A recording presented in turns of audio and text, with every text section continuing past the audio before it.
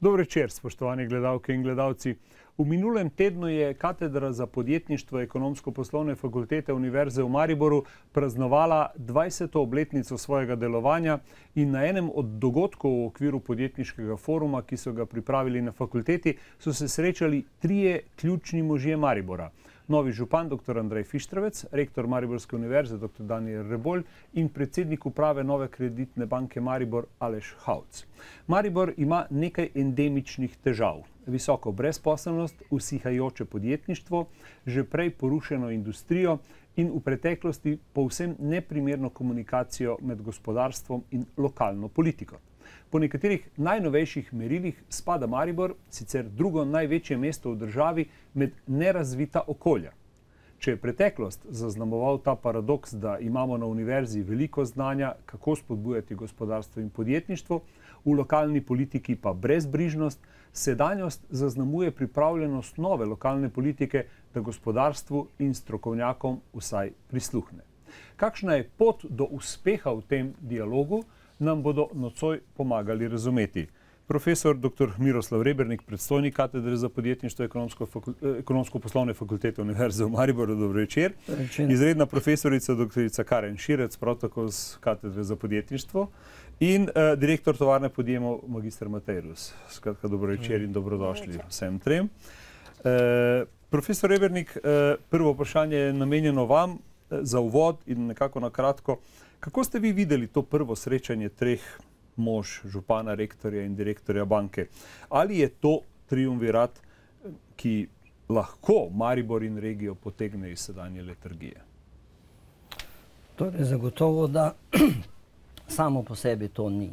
Vendarle pa gre za tri najodgovornejše ljudi oziroma za tiste, ki ob pripravljenosti, da se nekaj spremeni, je potrebno, da stopijo skupaj, da se dogovorijo, kaj lahko prispeva univerza, kaj lahko ponudi seveda mesto za razvoj in pa koliko in kaj lahko v ozadju z svojimi kreditiranjem, z vsemi svojimi aktivnosti pripomore banka.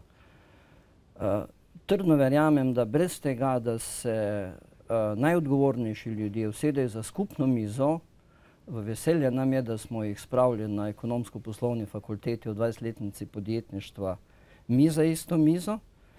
Brez tega je težko pričakovati, da bojo akcije usklajene. Gre nam za usklajenost akcije. Ker univerza nekaj počne, Maribor kot mesto nekaj počne, banka ima preko svojega podjetniškega centra tudi drugih aktivnosti, neke usmeritve in po našem trdnem prepričanju je nujno, da to delajo skupaj, usklajeno, z istim strateškim ciljem, ki je pravzaprav enostaven, dvigniti Maribor nazaj v to, da bo uspešno, zadovoljno, za bivanje prijetno mesto. No, dr. Širec, kakšni, vprašanje se sliši silno posplošeno, kakšni so pogoji za razvoj podjetništva v Sloveniji. Namreč v javnosti je nekaj stereotipov, ki na nek način podobo podjetništva in ne samo v državi, ampak tudi v tej regiji zelo poenostavljajo. Skratka, tajkuni, utajevalci davkov, luknjičasta zakonodaja, ampak vemo, da to seveda ni podjetništvo, zlasti ne tako, ki ga vi učite in za katerega se zavzemate seveda na univerzi. Ja, to sigurno ne, ampak jaz mislim, da treba je začeti v mladih prebujati to zanimanje, da bi pravzaprav prebili ta sistem norm, ki nikakor ni naklonjen podjetništvu kot takemu. Smo relativno mlada država, 20 let praznujemo, bili smo v enem drugem sistemu pred tem. In mislim, da pravzaprav danes starši te mladine, ki jo mi tukaj vzgajamo, še niso dojeli teh mentalnih modelov, ki se pravzaprav šele spreminjajo. Ampak, da bi mi pravzaprav zdaj čakali eno celo generacijo, da bi prišli do tega miselnega preboja, da podjetništvo pa je zaželena izbira kariere, recimo za njihovega otroka, tega časa nimamo. Jaz mislim, da je treba tukaj iti za eno drugo strategijo na nek način vsiljevanja novih norm, novega načina razmišljanja, In to seveda lahko počnemo na način, da organiziramo takšne dogodke, kot smo jih mi, da opozarjamo nase, da opozarjamo na to, kaj raziskujemo, kaj ugotavljamo, kako je drugje, da se nekako primerjamo z svetom, da dajemo neke zglede. To je prava pot, po mojem.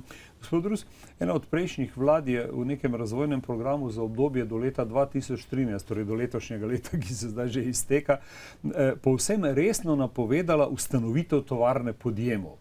Slišalo se je na nek način kot slaba šala, da so politiki neukim volivcem obljubljali ustanovitev ustanove, ki obstaja več kot desetletje in tudi sicer, kot kaže, je recimo veliko nerazumevanja tudi med politiki, žal tudi med njimi, ki oblikujejo javne politike, kaj je potrebno recimo za ustanovitev podjetja, kaj se zgodi z neko idejo, ko pride na trg, kako uspeti. Ja, zdaj to prvič slišim. Jaz mislim, da so govorili o tem, da bi jo ukrepili, upam vsaj tako, no. Namreč, zato, da bi ideja uspela, je potrebno več kot samo podjetniški svetovalec, potrebni tudi prostor, mesto ima dovolj prostora, ampak mogoče ni izkoriščeno te produktivne namene, kakor tudi finančni viri in tukaj nekako se včasih počutimo nemočne, namreč v bitki na nacionalnem nivoju, v bistvu v konkurenčnem boju, naša podjetja velikokrat ne dosežejo tistega prvega ali drugega mesta, ki bi jim omogočalo, da se pribijajo, da štartajo in ker so sredstva omejena, se nekako Podravju oziroma naši regiji ne da prava priložnost. Zato nekako navijamo za to, da bi se odgovorni ljudje v mestu nekako poenotili, da bi začeli v bistvu graditi tudi regionalni program, ki bi omogočil, da bi imeli celotno paleto storitev na enem mestu, ki bi dejansko omogočila razvoj podjetništva. Recimo v Sloveniji, to je slika, ki jo imamo, to je statistika, ki jo imamo. Imamo 115 tisoč podjetij, od teh jih samo 1500 z več kot 50 zaposlenimi, da bi jih šteli recimo vsaj za srednje velika ali pa zelo malo je velikih dejansko. Vse ostalo so v bistvu mala in mikro podjetja. Mi bomo vidimo tudi na grafu, tudi naši gledalci vidijo zdaj to pogačo, ki, bom rekel, to razmerje zelo lepo in zelo slikovito ponazarja.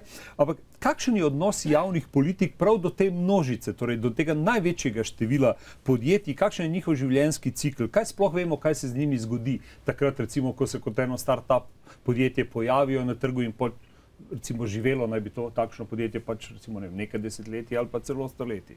Kaj se dogaja? Glede te strukture podjetij, ta struktura v Sloveniji, razen da je malo podjetij, ta struktura je povsem primerljiva z strukturo evropskega, tudi svetovnih gospodarstev. Največja večina po številu podjetij je malih in je srednjih podjetij. Mi imamo v Sloveniji podjetij z nad 250 zaposlenih, okrog 300 v tem gospodarskem sektorju. Vendar pa seveda po gospodarski moči so ta podjetja močna, zaposlujejo več. Ne glede na to, pa so mala, mikro, srednja podjetja skoraj da polovica vse delovne sile zaposlene v njih. In zaradi tega je to tako sila pomembno, da se tem podjetjem omogoči, da se lahko normalno razvijajo. Politika sila rada gre v velika podjetja. Gre v velika podjetja, ker tudi velika podjetja imajo tudi moč in tudi velika podjetja pravzaprav lažje obvladovati. Lažje je obvladovati 300 podjetij, kot pa obvladovati 120 ali 115 tisoč podjetij. Zaradi tega tudi pogosto politika ne vidi, da ta mala podjetja propadajo, da se ne morejo razvijati. Vendarle pa, če propade 5000 malih podjetij, je to seveda, kot da propade podjetje, pa verjetno še več, kot da propade podjetje z 5000 zaposlenimi. Ja, en tam recimo. Poleg tega, pa kar je verjetno razvojno pomembno, da se v teh malih podjetjih, ki so bolj gibka, bolj dojemljiva za spremembo v okolje, rojeva ogromno idej in da se v teh malih podjetjih tudi žarišče velikih podjetij. Nobeno podjetje se ni rodilo veliko. Vsa podjetja so se rodila mala in tudi, ko se gleda svetovna statistika, se ugotovi, da se nove zaposlitve se de facto dogajajo v malih podjetjih, ne v velikih. Večina novih zaposlitev je v malih podjetjih, ki potem To je v tistih podjetjih, ki rastejo. Nam se zdi, da recimo v tem podjetniškem okolju na nek način pogrešamo recimo enega novega Jozefa Huterja. Skratka, razsvetljenega kapitalista, razsvetljenega lastnika, razsvetljenega podjetnika, nekoga, ki ve, kaj bo naredil s svojim kapitalom, s svojimi dobički, tudi v okolju, v katerem mora ustvariti neko prijazno okolje za bivanje. Ko sem prej tiste stereotipe, profesorica Širec, vam ponudil, v bistvu sem vam ponudil ravno to. Mi imamo to negativno sliko, včasih je tudi medijsko pogojena, včasih je z različnimi temi aferimi, negativnimi odkloni pogojena, ampak v bistvu potrebujemo to, kar je pokojni predsednik vlade, dr. Janez Drnovšek, dejal enkrat, mi potrebujemo slovenske kapitaliste, ampak kot da nimamo pravih. Ja, se strinjam. Gre za to, da pravzaprav se tu lahko spet vrnemo na to mentaliteto in na to preteklo kulturo. Ker če pogledate eno ameriško okolje, boste videli, da tam pravzaprav en Silicon Valley lahko zelo krasno funkcionira na način, ker enostavno podjetniki, ki so tam zrastli, čutijo, da za svojim uspehom, ki ga nekoč pol dosežejo, morajo vračati družbi. In je ta njihov odnos do tega, da bodo prispevali nazaj v okolje, odkoder jemljajo, nekaj samoumevnega. Mi smo obiskali v ZDA tudi naše Slovence, ki so se navzeli to vrstne ameriške mentalitete in tam razmišljajo popolnoma enako. Nažalost so nam pobegnili. V Sloveniji imamo takšnih primerov sila malo. In jaz tudi velikokrat našim študentom to pripovedujem in jih sprašujem, če pravzaprav oni čutijo, da če bodo nekoč imeli uspešne karijere, ali so za to zaslužne kaj, recimo fakultete, kjer se izobražujejo danes, ali je vredno kaj vračati v okolje, kjer so in tako naprej, pa me zelo začudeno gledajo, kaj mislim s tem pravzaprav. Tako da tudi tukaj gre pravzaprav spet za spreminjanje teh kulturnih družbenih norm in ja, to bo prava pot, da najdemo takšne. No, magister Rus, če pogledamo recimo letošnje start-up tekmovanje oziroma to soočenje različnih idej in tako naprej, na katerih področjih so se pojavilo recimo največ nekih dobrih podjetnih idej ali pa podjetniških idej in v bistvu ljudje, ki so tekmovali, ki so probali v skupinah oblikovati te ideje, jih spraviti, bom rekel, do raven uresničljive ideje, ali so prihajali točno s temi vrednotami, o katerih je profesorica Širčeva zdaj govorila? Ja, no, jaz predvsem mislim, če se malo dotaknem prejšnje teme, jaz mislim, da podjetniki so odgovorni, da večina podjetnikov je odgovornih in se ne bi čisto strinjal, da ta kultura med podjetniki ne obstaja. Problem je, da mi marsikateremu podjetju ne dovolimo, da se razvije, da bomo v bistvu, še preden postane bogat kapitalist, postavljamo preštevilne ovire, mu ne dovolimo prostorske širitve, mu, ne vem, skratka, nekako prej oviramo podjetnike, kot jih spodbujamo. In ti mladi, ki so prišli, seveda se sedaj počasi z tehnologijo spreminja tudi poslovne priložnosti in zelo dosti poslovnih priložnosti je povezanih z internetom, z spletom, torej z različnimi aplikacijami na pametnih telefonih, so pa bili tudi projekti povezani z energetiko, z okoljevarstvom, tako da večina idej, moram reči, temeljila na nekem ekspertnem znanju teh mladih ljudi in predvsem, kar pa me tudi veselilo, je pa to, da so v bistvu oblikovali multidisciplinarne skupine, ki so potem iz različnih vidikov te projekte tudi obravnavali. Na naslednjem grafu, upam, da nam bo režija pokazala, bomo videli, kako neko mesto funkcionira oziroma kaj mora ponuditi podjetnikom. Profesor Rebernik, vi ste na podjetniškem forumu prav govorili o teh dveh temeljnih kategorijah, prostoru in ljudeh, da je pač to tisto, kar mora mesto ponujati, ne pa recimo, ne vem, poceni zemljišča za gradnjo tovarn. Ja, zagotovo je to, kar definira mesto kot mesto, to, kar razlikuje. Tudi v zgodovini je bilo mesto vedno srečevanje za trgovino, za menjavo in vse te stvari. Ta zgoščenost ljudi, urbanost kulture, možnost bivanja je tisto, kar pritegne oziroma zadrži talente v mestu. In zaradi tega je nujno, da mesto ustvari te pogoje. Mesto ne more ustanavljati podjetij, ampak mesto lahko ustvari pogoje za to. Ne gre za to, da nudi zastonj zemljišč, ampak da poskrbi za vso infrastrukturo v tem smislu, da deluje. Kajti ljudje pridejo v mesto zato, da se srečujejo, da se menjavajo. In bolj, ko smo mi digitalizirani, bolje povem, da se srečamo, da se pogovorimo, pa dogovarjamo. In mene moram reči, da v zadnjem času izjemno moti, pred par dnevi prečitam časopisu, tako rekoč navdušenje, Maribor je pa zdaj dosegel magično številko nezaposlenosti in sedaj lahko zaprosimo za državno pomoč. In prosim vas lepo, a je to mentaliteta nekoga, ki hoče napredovati? Yes, zdaj pa smo tam, zdaj pa lahko prosimo za državo za pomoč. Jaz mislim, da ta premik je treba narediti. Ustvariti dovolj pogoje, da bodo tisti, ki želijo, ki morejo, ki znajo, da bodo ostali tu v Mariboru in da bodo tudi od drugot prišli. Da bodo prišli od drugot in rekli, da, tu je lepo bivanje, tu so šole, tu imam gledališča, tu imam univerzo, tu imam strokovnjake, imam laboratorije, sem grem delati biznis, tu bom zaposloval. In ta kontekst mesta je treba razumeti.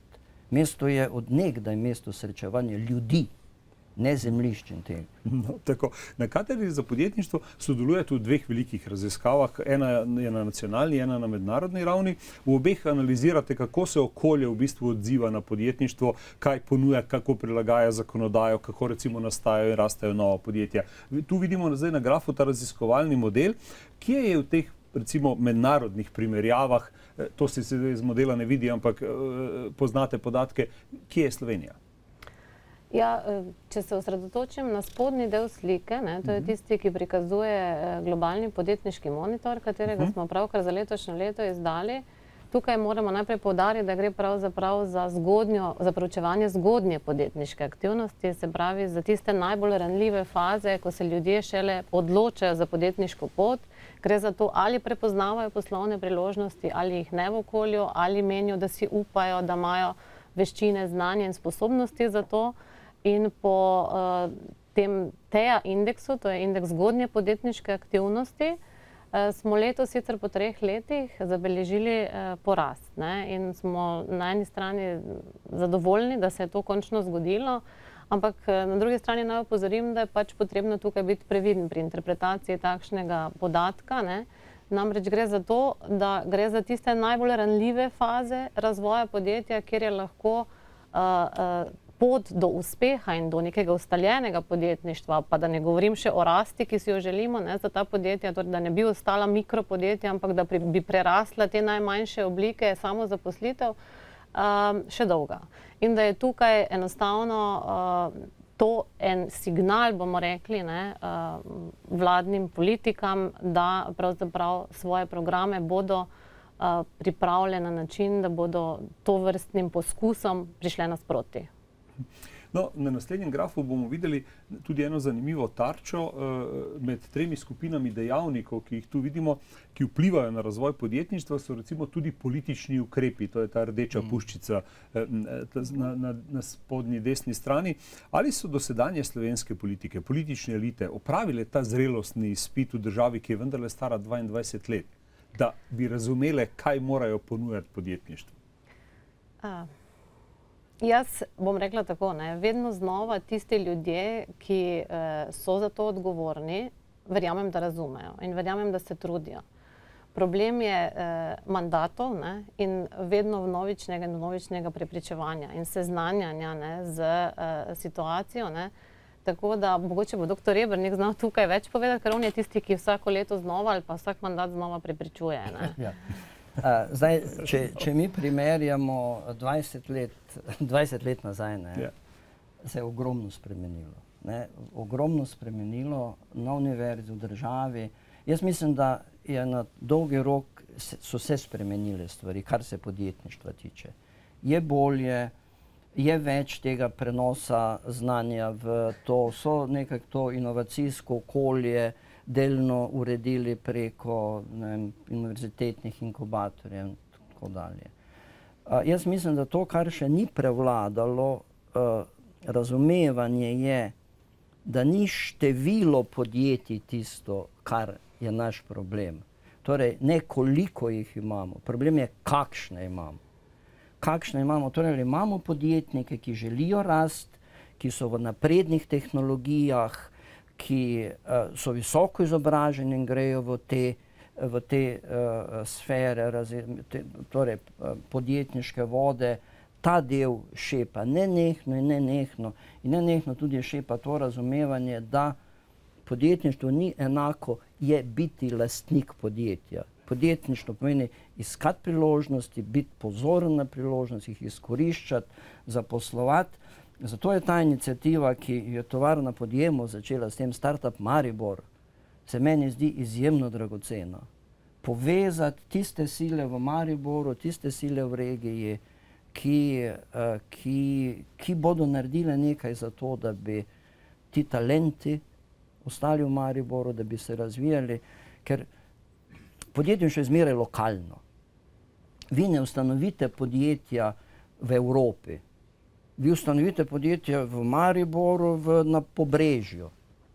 Tam boš imel svoje prostore, tam boš imel pa v Mariboru, ali ne vem kje, lokalno je. In pa ljudi ne moreš prisiliti, da naredijo to. Ljudi moraš motivirati. Ja. Ali je problem morda ravno v tem, kar ste vi, profesor Šešelj, povedala, ker zelo zanimiv je ta podatek, ki ga je gospod Rus prej povedal, je rekel, veliko idej je bilo, recimo, ne vem, spletne aplikacije oziroma aplikacije za mobilne naprave, ki so zdaj nekako trendovske in jih ljudje vse bolj nabavljajo in postajajo naša nova orodja tudi v vsakdanjem življenju. Vi ste na eni strani opozorili v bistvu na te stare vrednote, ki se ne prebudijo, ali v bistvu ta naša vera v politiko, to zaupanje v to, da nam bo politika uredila stvari, ki se morajo drugače urediti, tista, ki je pravzaprav kriva, da od političnih ukrepov preveč pričakujemo. Ker recimo regulator idej, kot so, ne vem, aplikacije za mobilne telefone, je nekje drugje. Nobena slovenska vlada ne bo uredila uspešnosti ali pa ustvarila okolja, v katerem bodo te aplikacije, ne vem, prišle na mobilne telefone najbolj znanih svetovnih znamk. No, mislim, za oba je vprašanje. Če tukaj nekaj, recimo, mislim, da če odgovorni ljudje si zastavijo jasno vizijo, kaj želijo, se da tudi na najbolj oddaljenem končku sveta pravzaprav narediti čudeže. Recimo, naša inspiracija, tudi mogoče za Startup Slovenijo in za Startup Maribor, recimo leži v Čilu, Startup Chile. Oni so naredili celovit program, ki zajema tako mentorski program, ki zajema tako finančni paket za podjetnike in v bistvu svetovalni paket. In to je dokaz, da je v bistvu več 100 ljudi iz celega sveta bilo pripravljeno odpotovati v Južno Ameriko, tam ustanoviti podjetje in tam začeti. To kaže na to, v kakšnem problemu pravzaprav smo, kakšna je danes mobilnost resursov, mobilnost ljudi in da pravzaprav je možno tudi v Maribor privabiti talente od drugje, spodbuditi domače, samo moramo narediti konkurenčen program. Če nimamo konkurenčnega programa, se pravi, mi ne moremo praznih besed prodajati, potem logično ne moremo pričakovati, da bodo tukaj pri nas podjetja cvetela. Tako da nekaj je potrebno investirati v to. Ja, če smem, jaz bi mogoče tukaj dodala to, da v osnovi smo eno stvar spustili. Ko smo govorili o velikostni strukturi, smo najprej povedali, da imamo pretežen del malih in srednje velikih podjetij. Potem je profesor Debernik izpostavil problematiko kakovostnega podjetništva. Če govorimo o tej sferi, je treba tukaj izpostaviti, večina idej, ki so bile danes tukaj predstavljene na našem startupu, pa ki pridejo v inkubatorje, pa v tehnološke parke, je v bistvu tako zvanih high impact podjetnikov. To so podjetniki, ki jih damo v eno skupino dinamičnega podjetništva, ki jih je znotraj nacionalnih gospodarstv relativno zelo malo. Slovenija se prav s tem problemom bori, pravzaprav kompletna Evropa. ZDA ima recimo bistveno višji delež dinamičnih podjetij kot kompletna Evropa, to so tako zvane gazele, hitro rastoča podjetja, ki imajo globalne potencijale. In pravzaprav je treba vedeti zdaj, da vsi ukrepi, ki jih pripravljamo, ne morejo biti uniformirani za vse vrste podjetniških poskusov ali pa naporov. Da eno dinamično podjetništvo zahteva popolnoma drugačne spodbude ali pa pomoči ali pa svetovanja ali pa znanja, bistveno več nekega ekspertnega znanja, ki ga potrebujejo, ampak ne smemo pa zanemarjati tiste množice. Tiste so ravno tako pomembni, ker so zelo pomembni zaposlovalci, tako kot smo rekli, v strukturi zaposlovanja dajo veliko število delovnih mest, pa ne govorimo o nekih visokotehnoloških tipih podjetništva. Tako da tu je treba to imeti v mislih.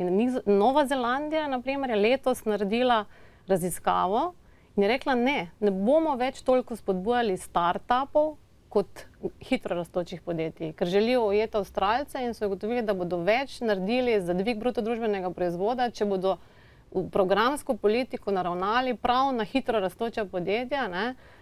Čeprav so v preteklosti se zelo veliko ukvarjali s tem, start-up procesom, se pravi ustanavljanje. Mi pri teh procesih ne vemo, kje se ustavijo, če nimamo nekega monitoringa, da pogledamo nazaj, kaj se je z njimi zgodilo. Pa še napačne vratarje v politiki imamo.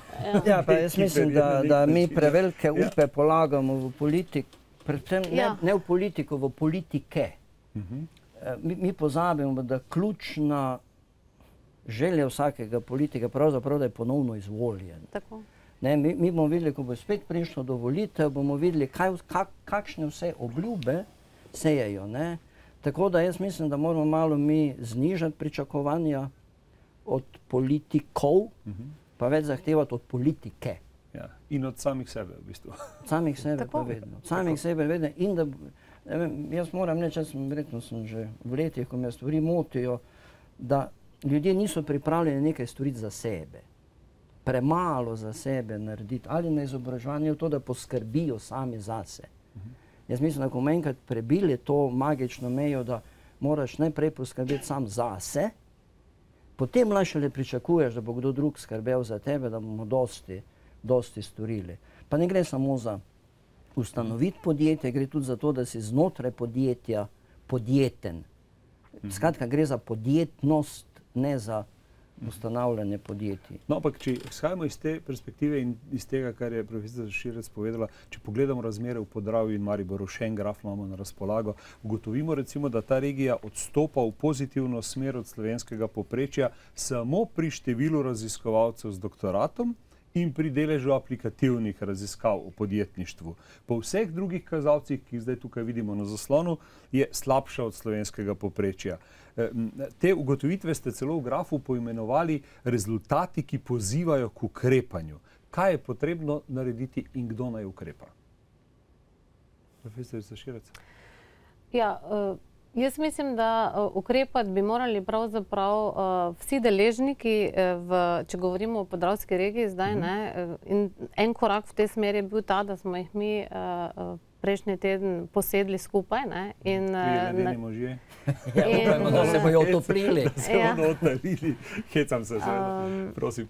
In da pravzaprav vem, da se je pripravil tudi strateški razvojni načrt razvoja Podravske regije, ki ne vem, kako daleč je to, Matej ve več o tem, mogoče bo lahko on tukaj kaj več povedal. Dobi besedo naslednji. Definitivno pa za nekimi osamljenimi parcialnimi akcijami ali pa iskanja parcialnih interesov zagotovo ne gre pričakovati rezultata, kot bi ga želeli, ki bi šel v smeri nekih sinergij.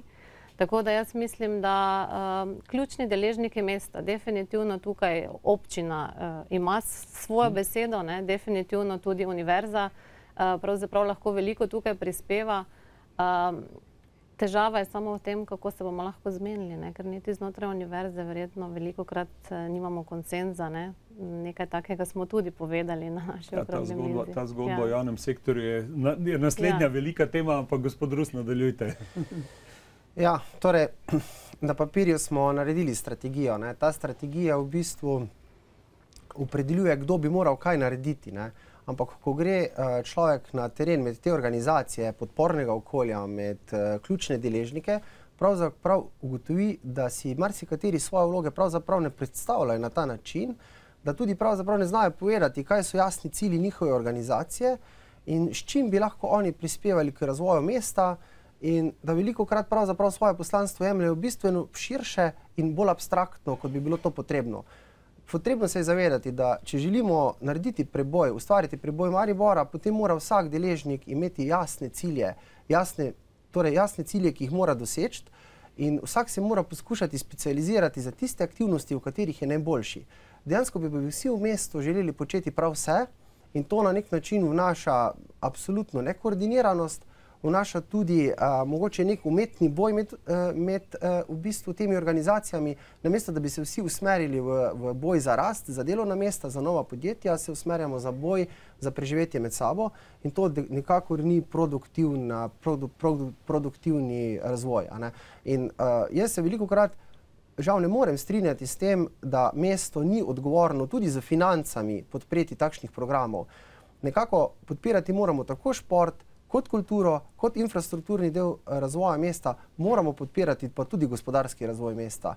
Namreč, če mi ne bomo ustvarili konkurenčnih pogojev tudi v infrastrukturi, v tem podpornem smislu, se pravi, da bo podjetnik po primerljivi ceni pridobil zemljišče za gradnjo, v konkurenčnem času pridobil dovoljenja za gradnjo in tako naprej, potem si nikakor ne moramo obetati, da bo podjetništvo v Mariboru scvetelo. Hvala vam za sodelovanje v tokratni oddaji. Mislim, da smo nanizali kar nekaj elementov, ki bodo prav prišli unim trem možem, da se med sabo pametno zmenijo. Dobro je, da ste jih posedli prejšnji teden in dobro, da se bodo najbrž usedli še večkrat v tem času, ki je pred nami.